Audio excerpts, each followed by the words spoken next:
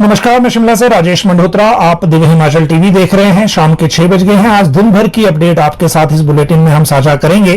और जिस तरह से आज नए साल का पहला दिन था, सबसे पहले नववर्ष की शुभकामनाएं सभी दर्शकों को। आज मुख्यमंत्री सुखविंदर सिंह सुक्खू की अभी एक प्रेस वार्ता उनके सरकारी निवास ओक ओवर से हुई। 4:30 बजे का पहले से टाइम था, लेकिन 5:15 बजे तक की उसके बाद ही शुरू हो पाई। और इसमें जो बिजली सब्सिडी को लेकर ऐलान किया गया है, उसका इंपैक्ट किस तरह से आम लोगों पर या किन लोगों पर पड़ेगा, और ये अपील, नए साल की जो अपील है चीफ मिनिस्टर की तरफ से, इसके मायने क्या हैं बिजली सब्सिडी को लेकर, ये आज आपको बात बताएंगे। लेकिन इसके साथ एक और बात बताएंगे कि नए साल के पहले दिन सैलरी पेंशन को लेकर, हालांकि राज्य सरकार ने पहले फैसला कर लिया था कि आज ही भुगतान कर देना है, उस तरह से जो भुगतान की प्रक्रिया चल भी रही है, लेकिन जो आने वाले दिनों के लिए लगभग अगले जुलाई अगस्त तक के लिए जो एक कई बार ऐसा लगता था कि ट्रेजरी में कोई इस तरह का संकट ना हो जाए कि जो फिस्कल प्रूडेंस की तरफ को दोबारा जाना पड़े, वो एक संकट लगभग कुछ महीनों के लिए अब आरामदायक स्थिति में दिख रहा है। ये पूरी बात आपको बताएंगे, समझाएंगे भी कि ये क्यों इस तरह का जो आकलन अभी सामने आया है। और तीसरी बात यह कि तबादलों को लेकर राज्य सरकार में क्या हलचल चल रही है। आज कुछ मूवमेंट इसके बारे में थी, आने वाले दिनों में इसमें फैसला भी होने वाला है। और ये तबादले किसके हैं, एडमिनिस्ट्रेटिव रिशफल किस लेवल का है, वो बताएंगे आपको। और एक नए साल की पिछली रात जो हिमाचल के लिए अच्छी नहीं गई है। पहली बात तो ये आपको बताएंगे कि हिमाचल क्यों टूरिज्म के नाम पे सिर्फ हुड़दंग को पाल रहा है। और दूसरी बात ये कि जो एक मर्डर हो गया जिसमें पुलिस के कांस्टेबल इन्वॉल्व हैं, 2 जिनकी अरेस्ट हुई है, ये बनीखेत का मामला है, अनफॉर्चुनेट इंसिडेंट है, लेकिन ये भी शराब और वर्दी, 2 नशे एक साथ जब मिक्स हुए तो उसके बाद इस तरह की इंसिडेंट होते हैं। और एक जो हादसा हुआ देर रात ही ठियोग में, जो किन्नौर के 3 युवकों की डेथ जिसमें हुई है, ये 3 ट्रेजिक केस हैं। और बंजार में एक पूरा गांव जल गया है, वो भी अनफॉर्चुनेट है। तो इन सारी चीजों को बताएंगे। साथ में ये डिप्टी डायरेक्टर की एजुकेशन में जो प्रमोशन हुई, उसमें एक नया खेल क्या है, और 3 ऐसे लोगों को क्यों प्रमोट किया गया जिनकी जो सर्विस 1 साल से कम बची है, जिनकी प्रमोशन भर्ती नियमों के अगेंस्ट मानी जा रही है। ये भी आपको रीजन इसका बताएंगे। डॉक्टर मनमोहन सिंह पर मुख्यमंत्री ने आज एक बड़ा ऐलान किया है, वो बताएंगे आपको। बर्फ से पहले प्रियंका गांधी शिमला पहुंच गई हैं, जो फोरकास्ट है वो क्या है, और उससे पहले प्रियंका गांधी का आना, ये आपस में क्या कनेक्शन है, वो भी आपको बताएंगे। पशुपालन निदेशक को लेकर एक नया झगड़ा हो गया है प्रमोशन को लेकर। एक तरफ सरकार की एक्सटेंशन या री एंगेजमेंट की पॉलिसी है, दूसरी तरफ मंत्री जी की पसंद है, और तीसरी तरफ विभाग के वो अधिकारी फंस गए हैं जिनके 1, 2 या 3 महीने की सर्विस बची है, जो अब डायरेक्टर नहीं बन पाएंगे किसी भी तरह की री एंगेजमेंट की वजह से। नए हॉफ को लेकर ऑर्डर हो गया है हेड ऑफ फॉरेस्ट फोर्स का। और जूनियर ये लाइब्रेरी असिस्टेंट की जो प्रमोशन का एक मामला है, उसमें क्या चीज चल रही है, वो आपको बताएंगे। और चीफ वेटरनरी फार्मासिस्ट के रूल्स अमेंड हो रहे हैं, और इसके बारे में नोटिफिकेशन हो गई है अमेंडमेंट की। और इसके साथ जो एक बड़ी चीज है वो ये कि स्कूलों में एक नए एग्जाम की तैयारी अब चल रही है। ये एमसीक्यू आधार पे एक एग्जाम होगा, और भारत सरकार ने इसके बारे में चिट्ठी भेजी है सभी राज्यों को, किस तरह का एग्जाम स्कूलों में लें। ये 12वीं तक की कक्षाओं का होगा, और कब से कब 15 जनवरी तक का ये शेड्यूल है। स्कूलों को अपने सिस्टम के हिसाब से इस एग्जाम को करना है, और इस एग्जाम को करने के लिए जो शेड्यूल दिया गया है उसकी भी हम आपको जानकारी देंगे। अभी देखिए, सबसे पहले बात कर लेते हैं परीक्षा पे चर्चा, इसका नाम दिया गया है स्कूलों में जो एग्जाम होना है।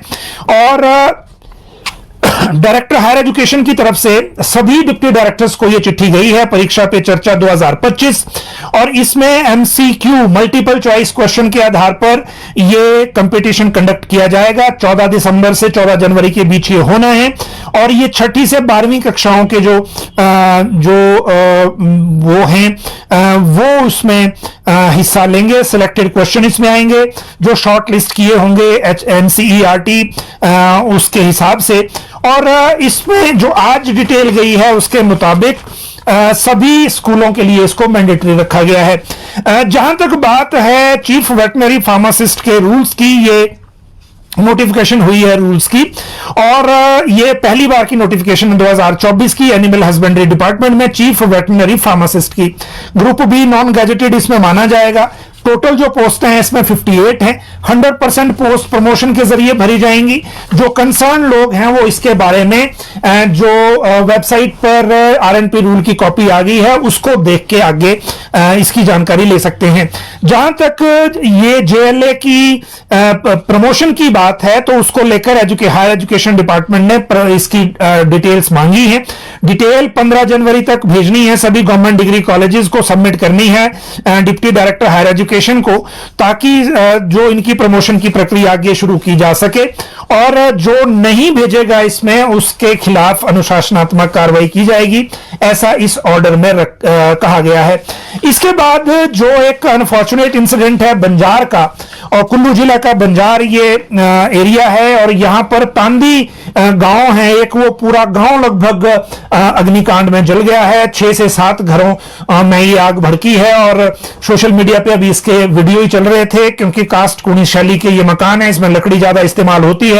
और अभी तक भी जो टोटल लॉस इसमें क्या है उसकी जानकारी नहीं आ पाई है, लेकिन लगातार इसके बारे में जो एक तरह से ये असेसमेंट है कि इसमें बहुत ज्यादा नुकसान हुआ है, क्योंकि जो दूर से वीडियोस आ रहे हैं, जो पहाड़ी के दूसरी तरफ के गांव से वीडियो बने हैं, उसमें पूरा गांव ये जलता हुआ दिख रहा है। इसके अलावा जो आज अगर हम बात करें तो जो हेड ऑफ फॉरेस्ट फोर्स है उसको लेकर ऑर्डर हो गया है एक, और ये ऑर्डर क्योंकि जो पवनेश जी हैं वो रिटायर हो गए, हालांकि इनको भी कम ही टाइम मिला इस पोस्ट पर काम करने का, लेकिन अब समीर रस्तोगी को, ये जायका के मुख्य परियोजना अधिकारी हैं, इनको जो पीसीसीएफ हॉप है उसका चार्ज अब दिया गया है। और हालांकि एग्जैक्ट जो परमानेंट ऑर्डर हैं वो कब होंगे उसका इंतजार करना पड़ेगा, फिलहाल इनको ये चार्ज दिया गया है। एक जो खबर है, धर्मपुर के जो कांग्रेस के विधायक हैं चंद्रशेखर, इनके पिता का निधन हुआ है, मुख्यमंत्री और बाकी लोगों ने शोक जताया है इस पर भी, और ये भी जो खबर है वो आज ही आई है।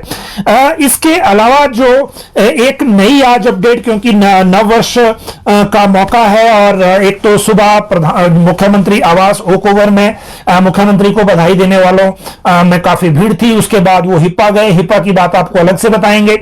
वापस आए, उसके बाद गवर्नर हाउस गए, राज्यपाल को बधाई दी। हालांकि गवर्नर हाउस आज कई नेताओं ने रुख किया था, पीडब्ल्यूडी मंत्री विक्रमादित्य सिंह भी गए, कांग्रेस अध्यक्ष प्रतिभा सिंह भी राजभवन गई हैं राज्यपाल को जो शुभकामनाएं दी हैं नववर्ष की। और इसके साथ जो पशुपालन विभाग में निदेशक का झगड़ा है, ये जरूर एक इंटरेस्टिंग हो गया है, और ये इंटरेस्टिंग इसलिए हो गया है कि रीएम्प्लॉयमेंट रीएंगेजमेंट की जो पॉलिसी सरकार की है, उस पॉलिसी में अब कईयों की प्रमोशन आगे मारी जाएगी।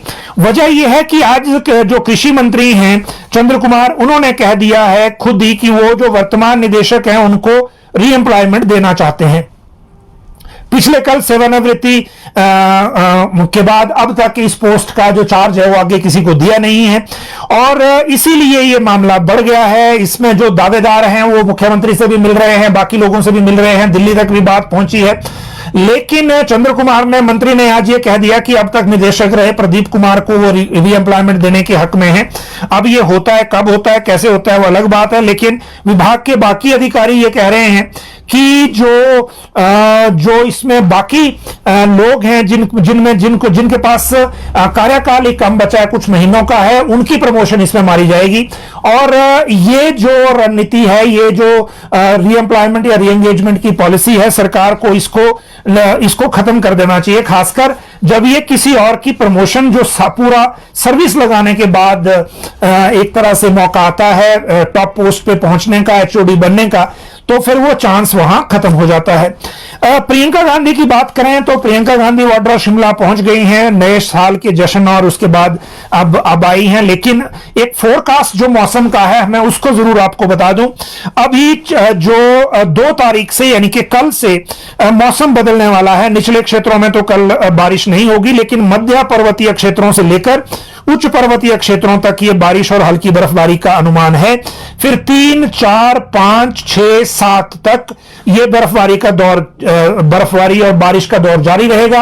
अब बर्फबारी होती है या सिर्फ बारिश से काम चलेगा, वो आने वाले दिनों में पता चलेगा। लेकिन प्रियंका गांधी का इस वक्त आना, ऐसा लग रहा है कि इनको इस बार जो स्नोफॉल है, क्योंकि 2 हल्के स्पेल शिमला में अभी तक हो चुके हैं, अगर तीसरा भी हुआ तो इससे ना सिर्फ टूरिज्म को बूस्ट मिलेगा, बल्कि जो बाकी सेब और बाकी बागवानी की फसलें हैं उनको भी फायदा होगा। और दूसरी तरफ शिमला में कल से ही मौसम खराब हो रहा है और कल से ही विंटर कार्निवल को दोबारा से शुरू किया जा रहा है। और कल सतिंदर सरताज की नाइट शिमला में है। अगर कल भी बारिश हुई तो फिर ये नाइट के धुलने का खतरा है। लेकिन मौसम के आगे अब फिर क्या हो सकता है, क्योंकि 2 से 8 तक का इनका शेड्यूल है, क्योंकि राजकीय शोक के कारण कार्निवल को टाला गया था। अब इसी 2 से 8 के बीच में ही मौसम फिर से खराब आ गया है। तो ये एक जरूर चैलेंज अब नगर निगम के लिए होगा, जिन्होंने ये आयोजन करना है। एक कार हादसे में 3 मौतें हुई हैं, ये शिमला का ही मामला है और ये ठियोग के पास, मतियाना के पास हुआ है, पेट्रोल पंप के आगे, जहां एक गाड़ी, किन्नौर की ये गाड़ी थी और इसमें जो साजन पुत्र राकेश सुंदरा तहसील निचार, प्रशांत पुत्र शिव कुमार कल्पा किन्नौर, साहिल पुत्र बिट्टू निरमंड जिला कुल्लू, तीनों की ऑन स्पॉट डेथ हुई है। और इन्होंने, जो गाड़ी है वो सड़क से बाहर चली गई, पैराफिट वहां थे नहीं। और उसके बाद एक तरह से लोगों को पता जब तक लगा, ये सेब के बगीचे में गिरी नीचे गाड़ी जाके, और जब तक पता लगा, जब तक वहां पहुंचे, लेकिन इनको बचाया नहीं जा सका। एक तो रात का वक्त था, उसमें वैसे ही रिकवरी का 11:30 बजे के आसपास का हादसा है ये, और फिर रिकवरी का चांस वैसे भी कम होता है। तो ये इन तीनों युवकों की अनफॉर्चुनेट डेथ इसमें हो गई। अब बात करते हैं मनमोहन सिंह को लेकर, जो मुख्यमंत्री ने एक बड़ा ऐलान किया है। देखिए, पूर्व प्रधानमंत्री डॉक्टर मनमोहन सिंह की हाल ही में निधन हुआ था और अभी राजकीय शोक का पीरियड जो घोषित किया है सरकार ने, वो चल रहा है। आज जो हमारा लोक प्रशासन संस्थान है मशोबरा फेयर लॉन हिप्पा में, वहां पर स्थापना दिवस के लिए मुख्यमंत्री सुक्खू गए हुए थे और उन्होंने हिप्पा का जो नामकरण है, जो प्रदेश सरकार का लोक प्रशासन ट्रेनिंग इंस्टीट्यूट है, उसका नाम डॉक्टर मनमोहन सिंह के नाम पर करने की घोषणा की। और दूसरी घोषणा यह थी, जो दृष्टिबाधित बच्चे हैं उनकी जो मासिक पेंशन 500 रुपए की थी, उसको बढ़ा के 4000 रुपए किया जाएगा। लेकिन डॉक्टर मनमोहन सिंह के नाम पे हिमाचल में यह पहला संस्थान होगा। इससे पहले कोई नामकरण नहीं हुआ है। इंदिरा गांधी के नाम पे है, राजीव गांधी के नाम पर है, अटल बिहारी वाजपेयी के नाम पर है, लेकिन डॉक्टर मनमोहन सिंह के नाम पर ये शिमला में पहला संस्थान इस तरह का होगा, जो पूर्व प्रधानमंत्री के नाम पर होगा। दूसरी बात जो इसके बाद का है, वो है डिप्टी डायरेक्टर की प्रमोशन। देखिए, पिछली कल जो स्कूल प्रिंसिपल से जो डिप्टी डायरेक्टर बनाए गए 37, राज्य सरकार ने एक ऑर्डर किया और ये जो ऑर्डर है बड़े दिनों से अपेक्षित भी था। लेकिन आज जो कुछ लेक्चरर एसोसिएशन के पूर्व पदाधिकारी हैं, उन्होंने उस लिस्ट पर कुछ आपत्तियां जताई हैं और ये 3 जो नाम हैं इस पूरी लिस्ट में 37 में से ऐसे हैं जो प्रेजेंटली आरएनपी रूल्स की व्यवस्था है, 2002 की जो व्यवस्था है, उसके अंगेस्ट है। व्यवस्था यह कहती है कि अगर किसी प्रिंसिपल का जो कार्यकाल है वो 1 साल से कम है तो उसको फिर प्रमोशन नहीं दी जाएगी। लेकिन इन 37 का जो प्रमोशन ऑर्डर निकला है, उनमें से 3 ऐसे हैं जिनका 1 साल का कार्यकाल आगे पूरा नहीं बचा है और उनको प्रमोशन लिस्ट में ले लिया गया। जबकि 26 ऐसे जो प्रिंसिपल हैं जिनका 1 साल से कम का कार्यकाल था, वो वैसे एलिजिबल थे लेकिन कार्यकाल कम था, उनको बाहर कर दिया गया।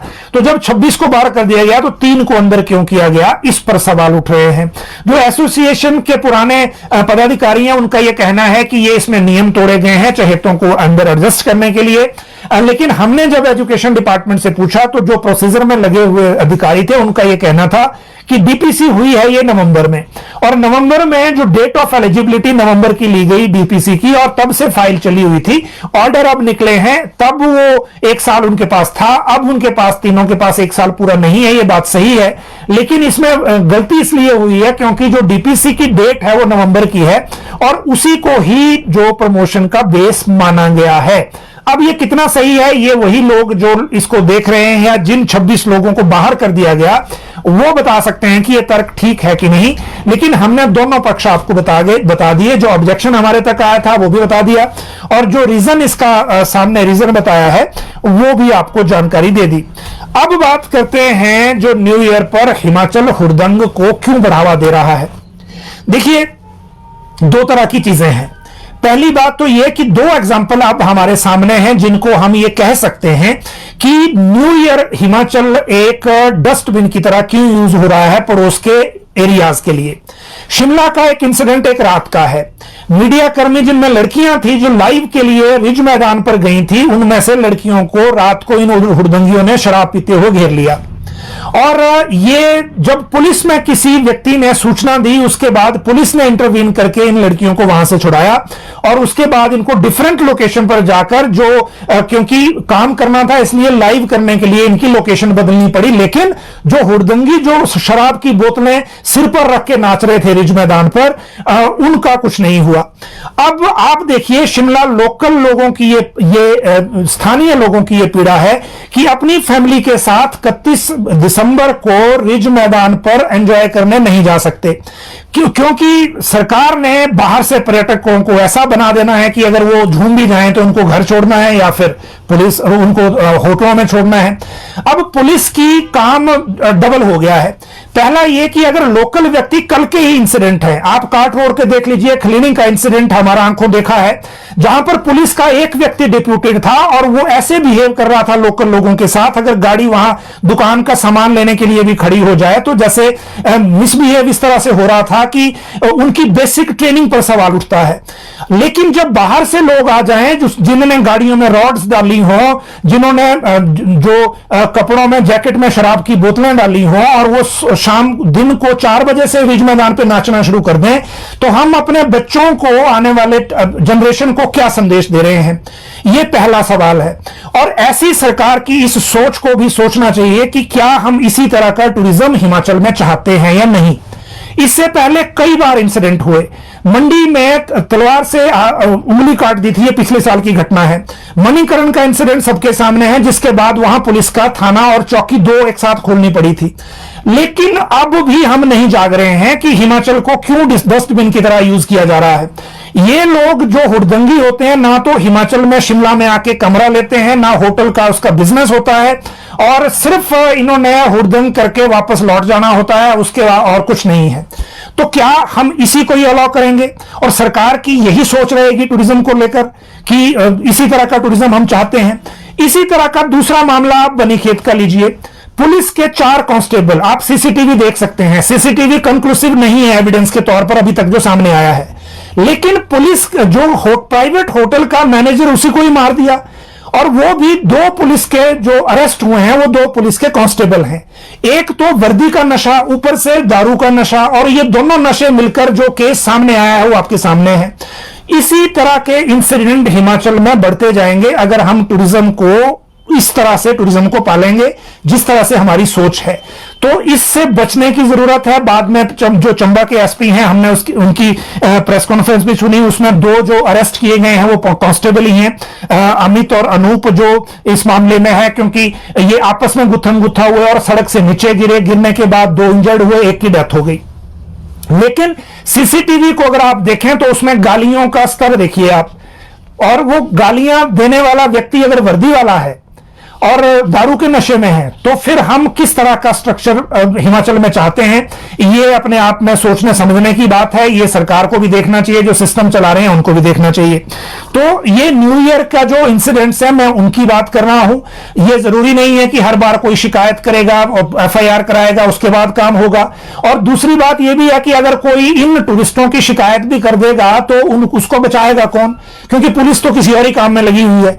तो इन सारी चीजों को देखते हुए सच में ये सीरियस है, और इसीलिए अगर दर्शक इससे सहमत हों तो उनको जरूर अपनी प्रतिक्रिया जरूर देनी चाहिए कि हम हिमाचल में किस तरह का टूरिज्म चाहते हैं। लेकिन शिमला में लोकल लोगों का जो दर्द है, जो स्थानीय लोगों का दर्द है, जो अपनी फैमिली के साथ बाहर नहीं जा सकते इस उद्यम के कारण, उसको जरूर देखना चाहिए सरकार को भी और सिस्टम को भी, जो अभी पदों पर लोग बैठे हैं। अगली बात करें वो सोलन का एक इंसिडेंट है, और सोलन का जो इंसिडेंट है ये भी अनफॉर्चुनेट है, लेकिन ये प्रॉपर्टी का डिस्प्यूट है, जहां भांजे ने तेज धार हथियार से मामा को ही मार दिया, अपने मामा को ही, जो वहां school KPS school private school चला रहे थे।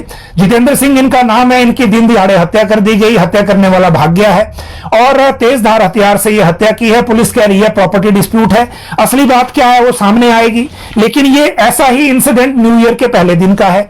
तो इतने सारे जो इंसिडेंट हैं, चाहे वो हादसा मान लीजिए, क्राइम मान लीजिए, हुड़दंग मान लीजिए, ये सारी चीजें आज दिन भर की घटनाएं उस तरह की भरी हुई हैं। अगली बात करें जो वो है तबादलों पर हलचल की।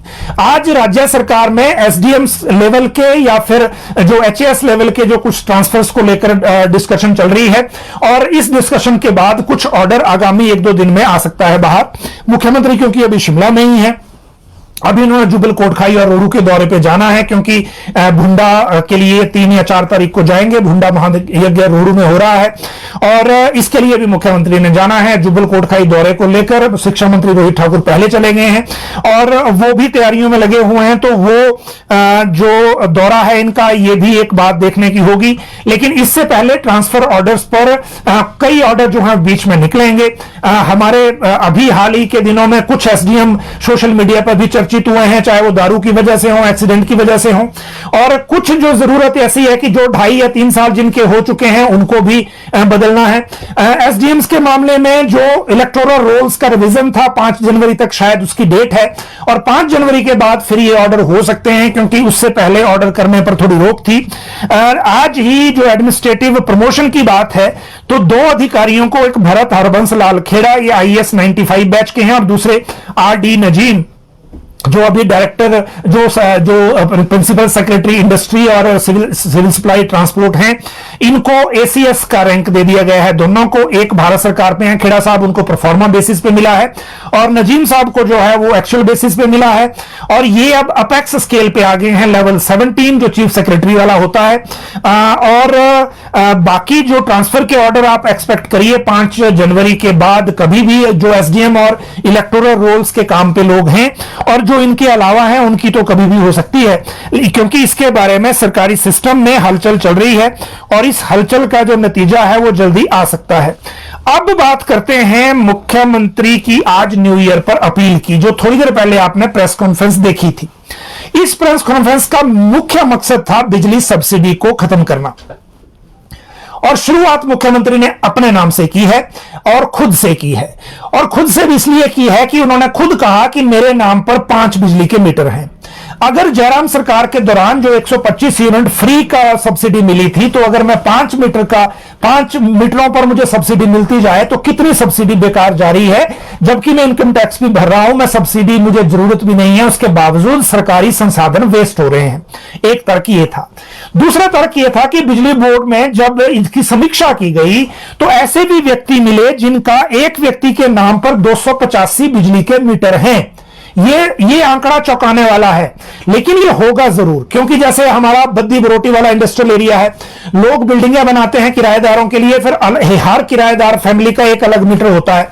तो इस तरह से 285 मीटर हैं और 285 मीटर पर सब पर सब्सिडी है, तो फिर ये ड्रेन है। पहले तो यह तर्क मुख्यमंत्री ने रखा। फिर इन्होंने बताया कि हमने जो एक तर्क उन्होंने हिपा में भी दिया था कि राज्य सरकार की जो अपनी कमाई है साल की वो 16,000 करोड़ है, और जो खर्चा है जो साल का वेतन और पेंशन का वो 27,000 करोड़ है। एक तर्क ये दिया। दूसरा तर्क ये दिया कि बिजली बोर्ड में ही जो देनदारी है सरकार की वो लगातार बढ़ रही है। तीसरा तर्क ये दिया कि तीसरा जो महत्वपूर्ण तर्क यह दिया कि पिछले 2 साल में हमने 28,000 करोड़ का लोन लिया, और इसमें 18,000 करोड़ लोन जो है वो किस्तें और मूल जो मनी था उसको चुकाने पे खर्च किया। तो राज्य सरकार को जो ड्रेन है सब्सिडी का उसको रोकना पड़ेगा। इसीलिए बिजली बोर्ड में उन्होंने सरेंडर की अपनी सब्सिडी, और लोगों से भी आग्रह किया कि जो सब्सिडी नहीं चाहते या जो सब्सिडी झेल सकते हैं वो जो है खुद अपना सब्सिडी को सरेंडर कर दें। सरेंडर करने के लिए कितने तरीके हैं, देखिए तरीके हैं। एक तो ये कि परफॉर्मा बिजली बोर्ड देगा, वो परफॉर्मा भर के देना है आपको, उसके बाद आपकी सब्सिडी बंद हो जाएगी।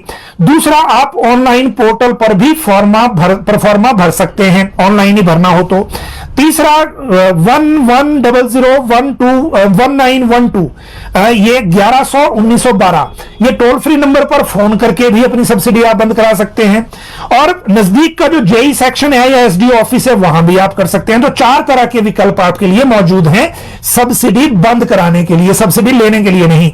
तो ये जानकारी उन्होंने दी और लोगों से ये अपील की कि जो दे सकते हैं, मैं अपनी सब्सिडी सरेंडर कर रहा हूं, मेरे कैबिनेट के कुलीग भी सरेंडर करेंगे, एमएलए भी सरेंडर करेंगे, और अगर आपको भी सरेंडर करनी है तो आप जरूर करें, ताकि असली गरीब को हम सब्सिडी दे सकें और उसको एक्चुअल लाभ उसका हो। ये मुख्य मकसद मुख्यमंत्री का था।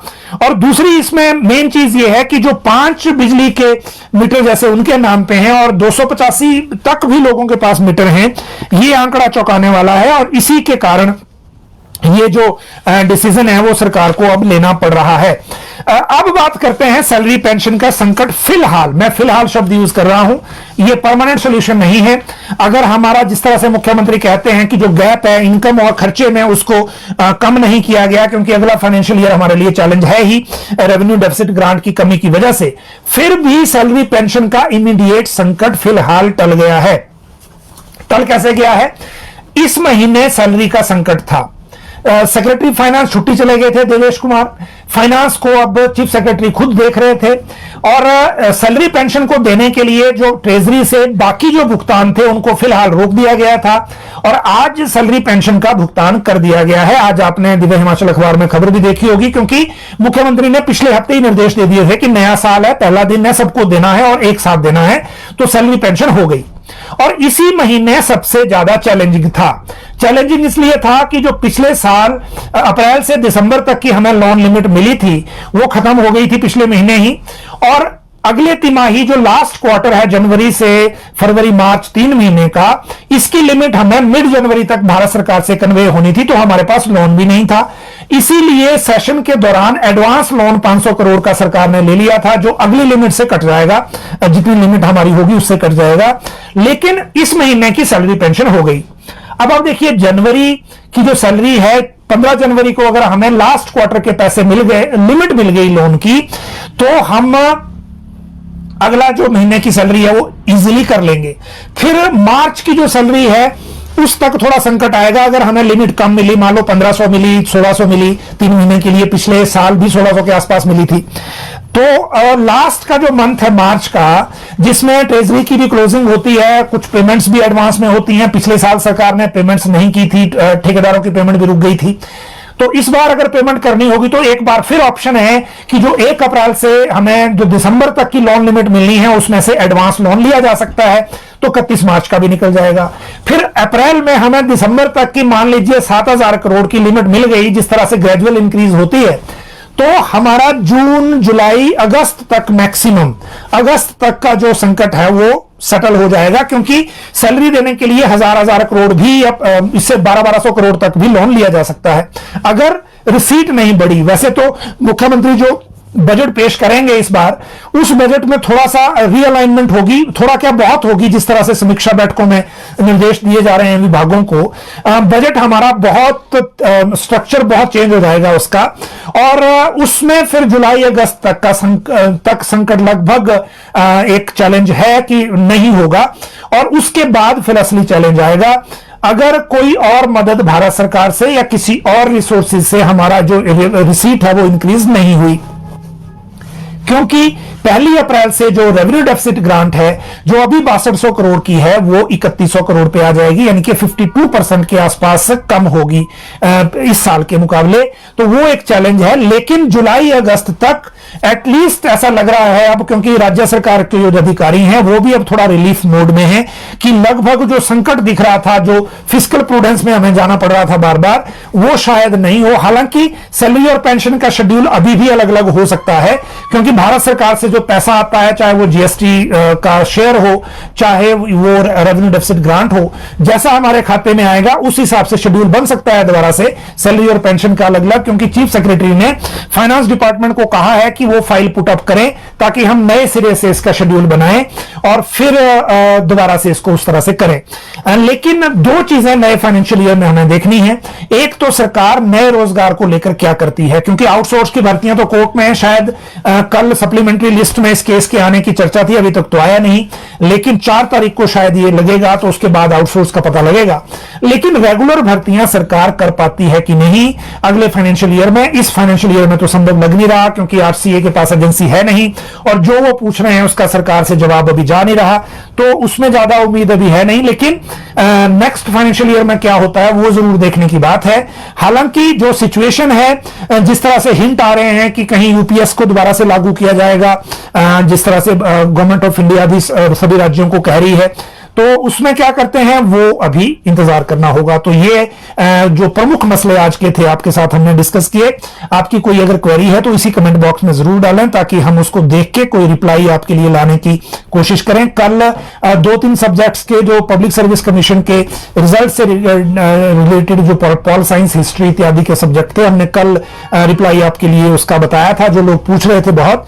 और बाकी जो पोस्ट कोड 980 या जो एफआईआर में फंसे हुए हैं उनको लेकर जो ये हैं उप मुख्यमंत्री जो कैबिनेट सब कमेटी के उसके चेयरमैन भी हैं, जब वो शिमला आएंगे उसके बाद ही आगे हलचल होगी, क्योंकि उससे पहले उसमें कोई भी हलचल संभव नहीं है।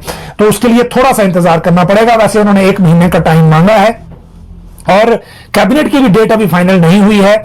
जहां तक मुख्यमंत्री की बात है, जो कांगड़ा प्रवास पे जाने पे अभी वक्त लगेगा, उससे पहले मुख्यमंत्री बाहर जा सकते हैं। उड़ीसा के पुरी का भी एक बीच में दौरा बन रहा है, प्रधानमंत्री का कोई इन्विटेशन है, लेकिन अभी फाइनल नहीं हुआ है। अगर हुआ तो फिर कांगड़ा प्रवास थोड़ा और डिले होगा, लेकिन वो होगा अभी जरूर। तो ये आप सब लोग लाइव जुड़े, बहुत बहुत शुक्रिया।